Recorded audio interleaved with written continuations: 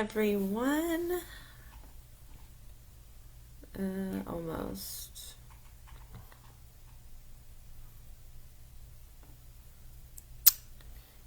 Okay, should be going live here any moment, if it's not already.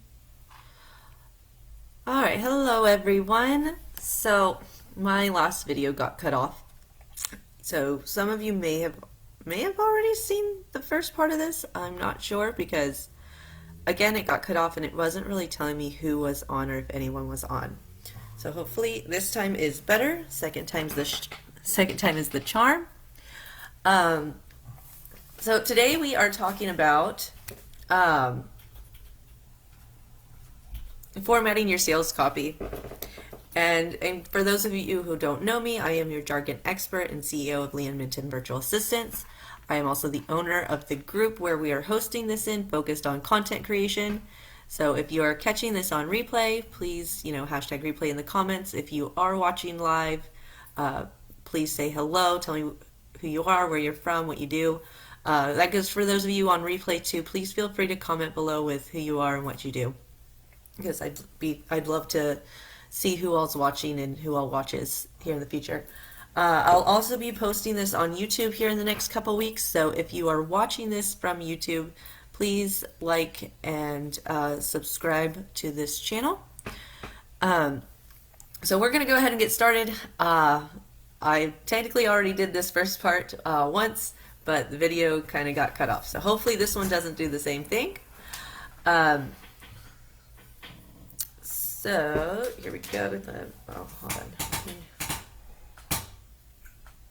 So I've been...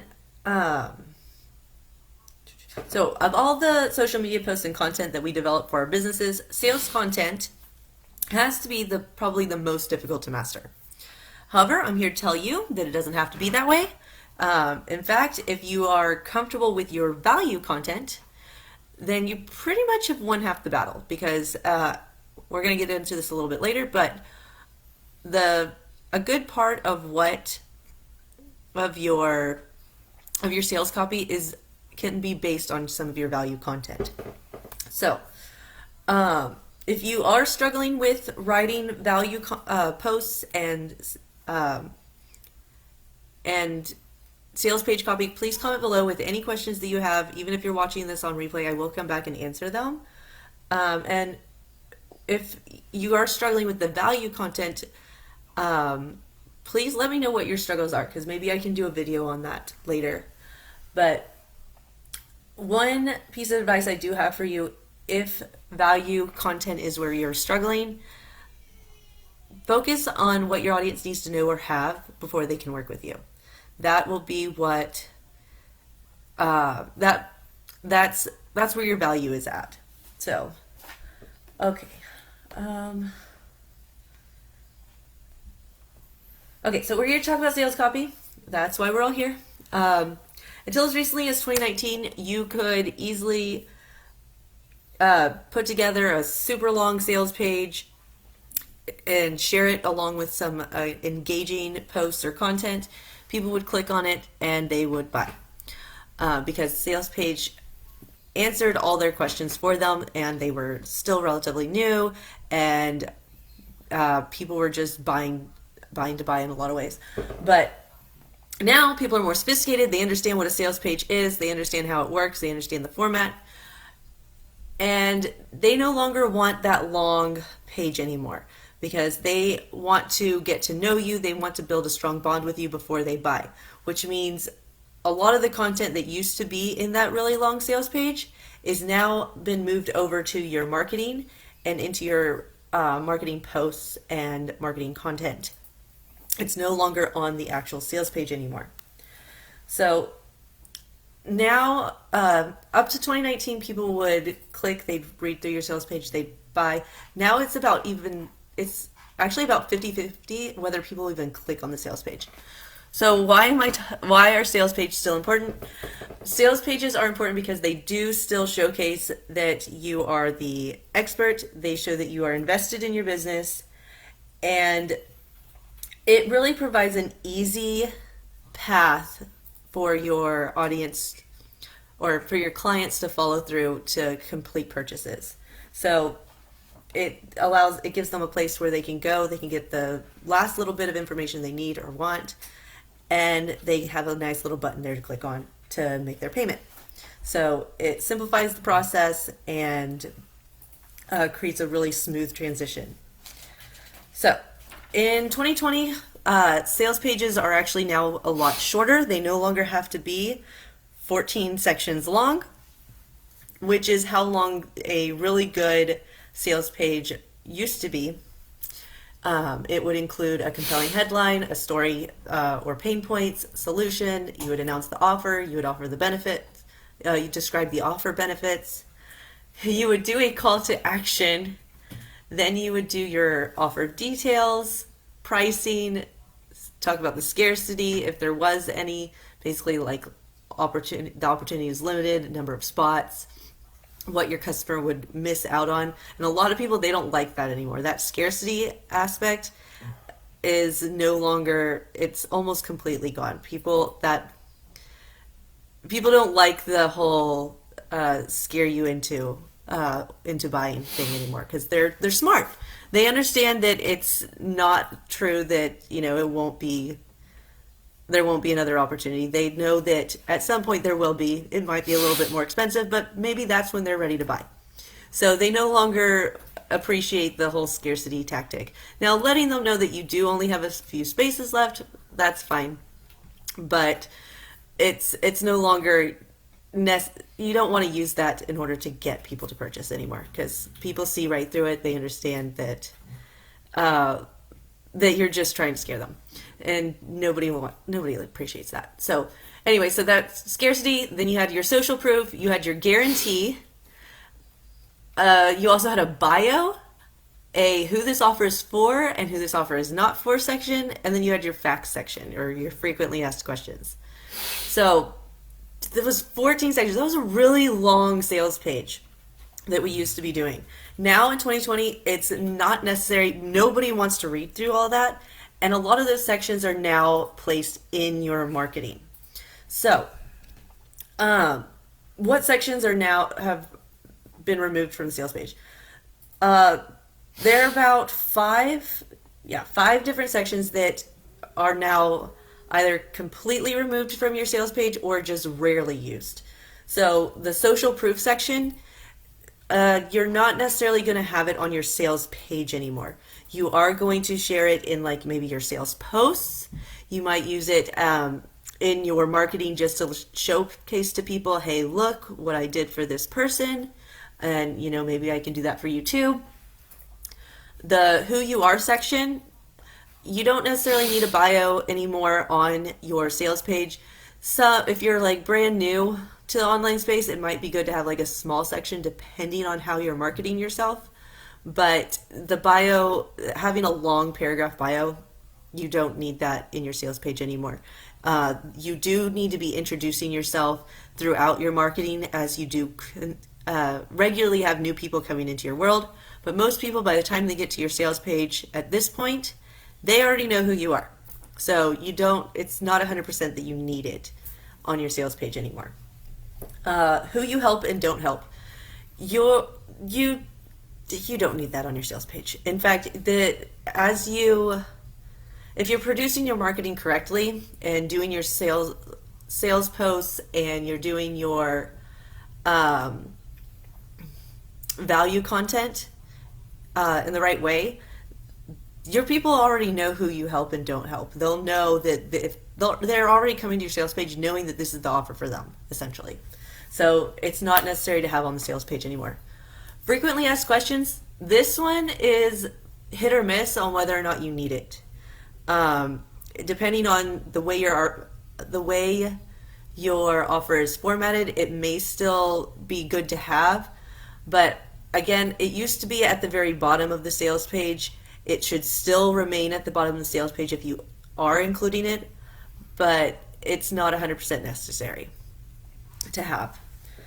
Okay, so while these sections are no longer necessary on your sales page, there are certain offers and sales styles that may still require them once in a while. So you shouldn't completely count them out when writing your sales page, but do consider them as you're developing your marketing content and your sales copy.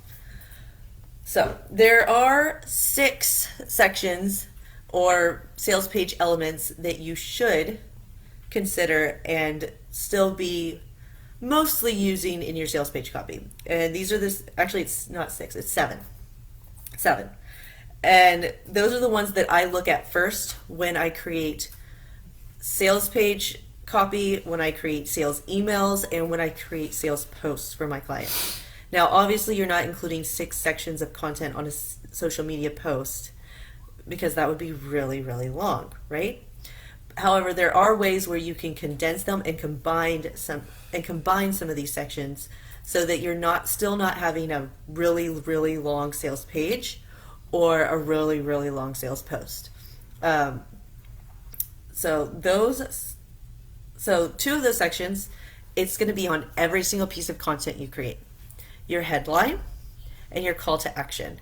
So those 2 pieces of content from that really long format that we used to see with the 14 sections, those are now in every single piece of your marketing, and they kind of always have been. So that strong headline and that call to action, so basically that's like the beginning and the end, right? So you have your strong headline, which captures the attention, so it gets them reading and keeps them reading. And then the call to action is what tells them what they need to do next. So every single piece of content you have should have both of these, and your sales copy is no different. So those are 2, and there's 5 others when it comes specifically to sales content that you really want to consider and include in either a way where you're combining them, or in the case of your sales copy for your sales page, you might even have all the different sections. So those 5 sections are going to be your story and your pain points. So basically, what is your audience struggling with, and you want to do it in a way that continues to keep their attention and that hits home for them. Now, this doesn't mean you want to scare them, because remember, we don't like the scare tactic anymore. It doesn't work. You want to do it in a way that speaks to them and gets your message through to them. So, story and pain points. The solution, what will solve their pain points. So you want to, and so these 2 sections, the pain points and the solution, you can kind of combine them in a way. When you're doing both your copy for your posts and your sales page, and even in your emails. And we're going to break down all 3 of those here in just a moment too. So offer benefits, the results your offer will give you. So, or will give your audience. So the offer benefits is basically it's the results. It's basically what happens when they're done working with you. What do they leave having accomplished, or what do they leave feeling? All of those things. And then your offer details, which is basically the features of your offer. It's exactly what are they finding, what is in the box of your offer, exactly how is it formatted. Are you doing live videos with them once a week? Are you doing one-to-one sessions with them once a week? What are you doing in, whether it's a course, a service, or even if it's just a simple one-to-one session, like brainstorming session or something like that? The offer details is the exactly how what they receive when they make their purchase. So basically like the more tangible things. I know not all of it's tangible, but the things that they're more likely to be able to see and experience. Not the emotion, not the potential money gain. That stuff, the emotions, the money gain, the mindset stuff, that's in the benefits. That falls under benefits. But again, you see how benefits and details, they can kind of be combined to simplify your long form sales page and your sales posts, so that they kind of work hand in hand or even on their own to bring you in clients. Because remember, it's 50-50 whether people are even going to look at your sales page before they're like, yeah, I want to purchase, and then they reach out to you. So, okay, so we're going to talk about social media posts now and ads.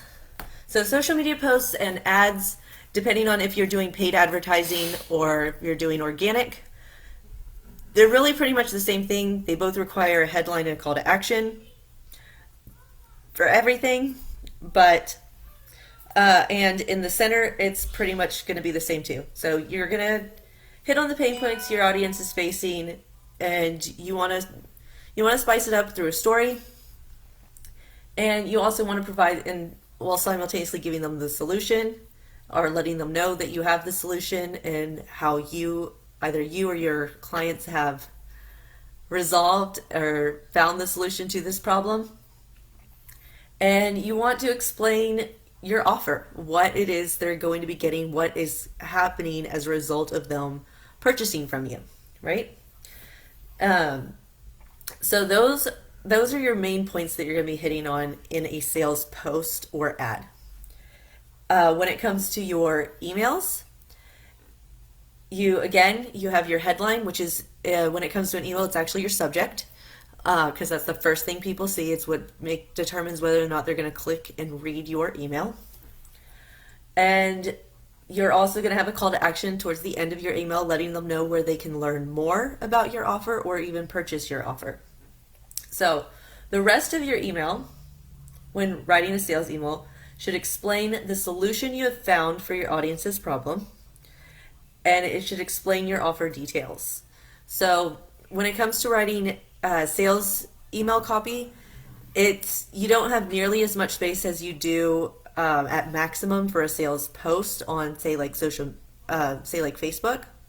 Facebook, you have a lot more opportunity. While technically you can go longer in an email, most people don't want to read more than 250 words from an email. 300 like max.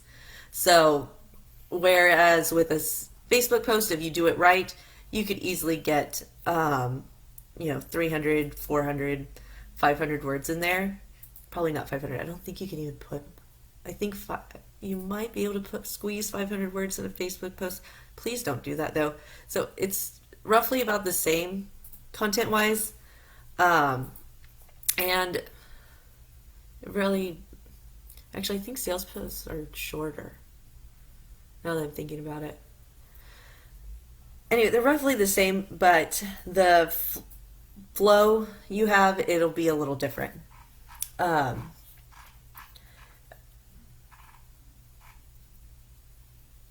So, emails. When you write a sales email, you're going to explain your solution that you found for your audience.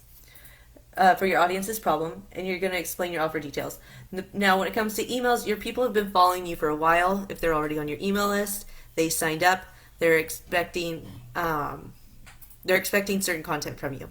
So you've already built up your following if you're sending it to your email list. Your social media posts, you have a hodgepodge of different people who are reading it. Some people have no idea who you are. Some people know exactly who you are because they've been following you for a while. And others, they may kind of know who you are, but they don't see your stuff very often just because the algorithm only shows it to them once in a while. So there's a lot more variation in your social media copy, which means you're going to want to hit on those pain points very strongly there versus your email where you're focusing strongly on the solution. Okay, so sales page copy. Last but not least, sales page copy, it is your longest, you have the most amount of space to talk to them. And when it comes to writing sales page copy for my clients, again, I start with the headline. And I also, one thing that I strongly recommend is having multiple buy buttons on the sales page copy page. When I write out sales copy for you, I will tell you where to put the buttons. Tell you or your designer where you need to put the buttons for purchase, because it's really important to make sure that each section that has the ability to convince your audience, yes, I want this, let's buy now, has a buy now button right there. They don't have to go searching for it on the page and getting frustrated. So when you create your sales page copy, you want your headline and you want your buy now button to be almost practically right there. You want it to be on that first section, or as close to the top as possible, so that those people who are just coming to your sales page because they already know they want to purchase can just go right ahead and click the button and buy. So you have your sales page copy, and then so you have your headline, you have your buy button, and then for those who want to learn more, you have a little bit more content. So you focus strongly on you develop the story, the pain points, the solution, basically so the pain points should be like the struggle to the solution, and the solution should explain how you're able to solve their pain points. And then you offer the benefits, basically the results that they will gain from your offer. And finally, you land on the offer details, or the exact features of the offer, the exact breakdown of what they get, how the program is ran, and all of that stuff. But throughout the entire page, you want to have multiple buy buttons. So you want it at the top, pretty much right after your headline. You want it again after the solution. You want it after the offer benefits, and you want it after the offer details. And really, that's your page. You might have, if you have multiple payment options, you might have like a payment section where you go into like the exact details of your different payment options, but it's not 100% necessary anymore. That goes into the whole, the social proof, who you are, who you help and don't help, frequently asked questions. You don't necessarily need those sections anymore. You're not going to put, and you can put the fact that you have payment options into your marketing content.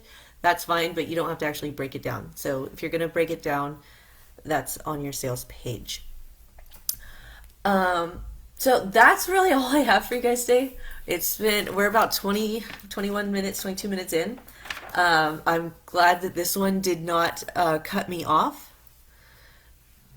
And yeah, so that's it for today. Oh, I do have a new offer. So for those of you who stuck around, I'm offering up a 3-part funnel system where you get your Facebook posts or ads. You get your landing page, so your like freebie offer, your sales page or paid offer, and a thank you page. Plus, you get emails that help pull people through that system. So you get the full funnel, all of the written content that you need for it. We're not yet doing design work. We are in the works of trying to include that or offer that up here soon as part of this funnel package. But for right now, it is just the written copy, and it's $2,500 to get all of that. And I believe the link is in the description here. And yeah, so the link's in the description. Yeah, I checked. So you can get that, you can click that, you can check out my sales page about it and learn more information about that. And basically everything you need is included to both get people to your page,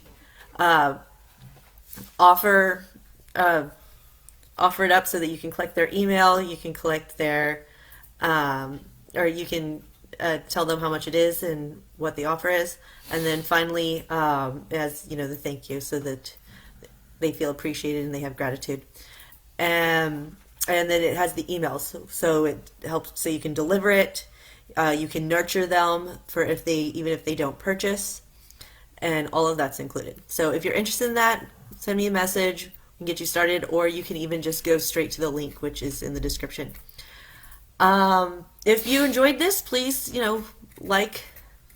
like the page, and like this video, share it with your friends, invite them in to come watch this. If you're watching this on YouTube later when I post it up there, please like and follow, or like and subscribe to the page.